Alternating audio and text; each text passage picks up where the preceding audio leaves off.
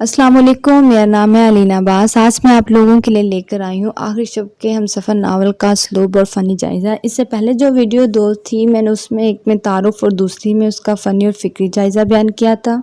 तो आज इस वीडियो में हम इसका असलूब और मजमूई जायज़ा बयान करेंगे। जी, असलूब के हवाले से बात की जाए तो इस असलूब यानी कि ज़बानो बयान इस नावल में पहली मरतबा इनके यहाँ एक ख़ास किस्म का तंज़ असलूब नुमाया हुआ है जो इनके अब तक किसी और नावल में नज़र नहीं आता।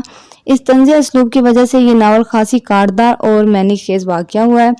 जब पादरी ने कहा कि खुदा वाकई बड़ा रहीमो करीम है तो चालिस बोला, हा, इस रहीमो करीम ने मेरे जवान बाप को आदमखोर शेर का नवाला बनाया, मेरी जवान फुप्पी को चीनियों से रैप करवाया और वो सारी दुनिया के लाखों बेगुनाह इंसानों को तरह तरह की मौत मार रहा है। याद रहे वो खुदा नन्हे बच्चों को अपाहिज और अंधा कर देता है। सॉरी पादरी।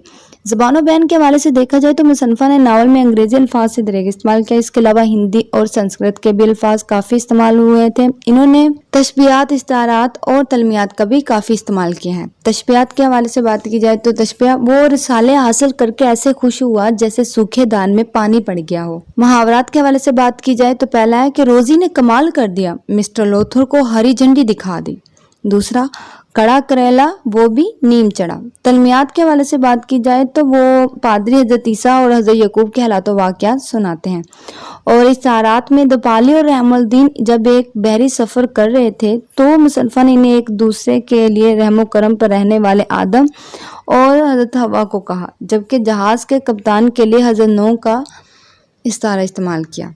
और इसके अलावा शायराना अंदाज भी इस्तेमाल हुआ है। कई नावल निगार ने शायराना अंदाज भी अपनाया। मसलन घर जा घर में पंजाबी टोलियां ये गीत गा रही थी, ऐ खुदावंद मेरा दिल एक पासे कर ता मैं रखा तेरा डर। मजमूई जायजे के बारे से देखा जाए तो मजमूई जायजे में आएगा कि रुतन हैदर की नज़र में एक वक्त एक यानी कि वो तगैर पसंद और बेरहम देवता है जो अपने पाँव तले हर शय को रोंद कर रख देता है। ख्वाह तहजीब हो या माशरा, हर शय इसकी जिद में है। वक्त पल भर में मुल्कों और कौमों की तकदीरों को बदल कर रख देता है। पूरी जिंदगी खुशी के लम्हात के साथ साथ गम भी हैं, रंज हैं, दुख हैं, नज़रियात हैं जो बनते भी हैं, बिगड़ते भी हैं रहते हैं। मोहब्बत, उल्फत, कुर्बानी, वफादारी, बेवफाई सब की एक साइकिल है। वक्त और तकदीर सबको रोनते चले जाते हैं।